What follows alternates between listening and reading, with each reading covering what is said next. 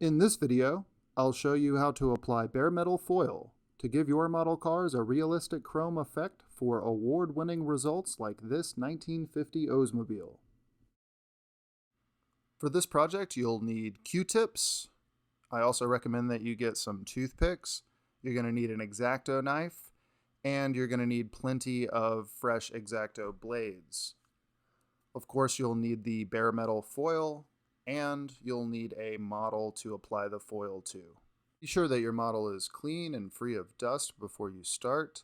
Always start with a fresh and sharp X-Acto blade. You're going to need plenty of X-Acto blades when you're doing this. Cut a thin strip out of the bare metal foil. Make sure that it's sized appropriately for the space that you're applying it to, and carefully peel it away from the backing paper. I say carefully twice because this stuff is really fragile and can be a real pain if you break it. Once you have your piece peeled off, apply it to the model, basically like a sticker, I've got two long strips here and I'm positioning where I want them on the model. Using my thumbnail, I can secure the bare metal foil into the grooves along the side of the car. When the foil is securely in place, I start burnishing with a Q-tip. Burnishing is really important, and it's a good idea to take your time here. You want to smooth the metal foil out over all the recesses and contours of the model. I like to use a toothpick to get into any deep corners and to really make sure that the foil is tucked in nicely. The foil will stretch slightly when it's burnished, so you'll know you're close when it gets that nice, smooth, metallic look over top of it. Starting with a fresh X-Acto blade, cut very carefully along the bare metal foil, letting the contours and grooves of the model guide your knife. Peel the foil back carefully to be sure that a clean cut was made all the way through. If you didn't get a clean cut, it's most likely a sign that you need to change your X-Acto blade.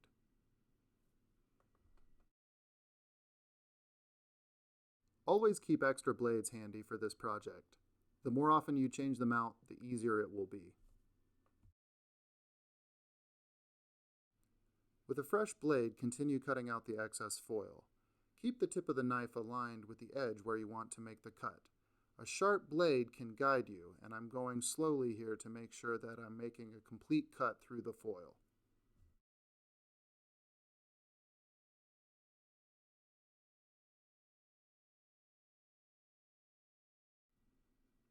It would even be a good idea to start this cut with a new blade as well.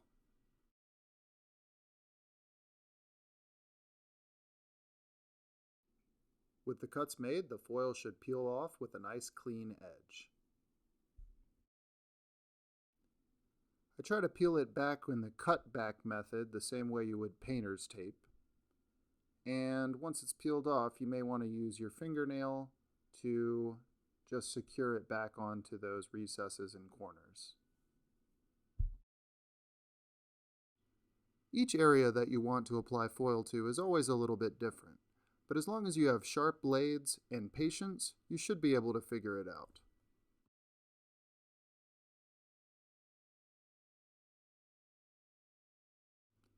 From this point, you essentially repeat the steps. Measure your foil, burnish, fresh blade, cut carefully,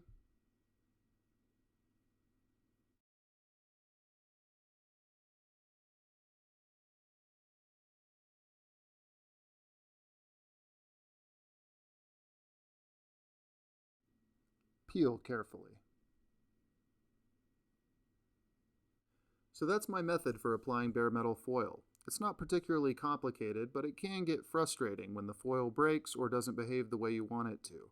The important thing is to stay patient. There's not a lot of disagreement on how to apply bare metal foil, except when it comes to the question of clear coating. Here you can see I've already applied my clear coat. I like to put the foil on top of the clear coat. I think it gives a more realistic chrome effect, and I don't find that the foil has any problem staying secure. Plenty of people put the foil on first and apply a clear coat after. Let me know what your thoughts are in the comments below. If the foil breaks off into smaller pieces, these can be used for other parts of the car. I found that the foil works well for trunk latches and door handles. When you're finished, the bare metal foil will give your model a much more realistic look.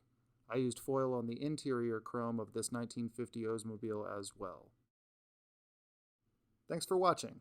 Please subscribe and leave me a comment below.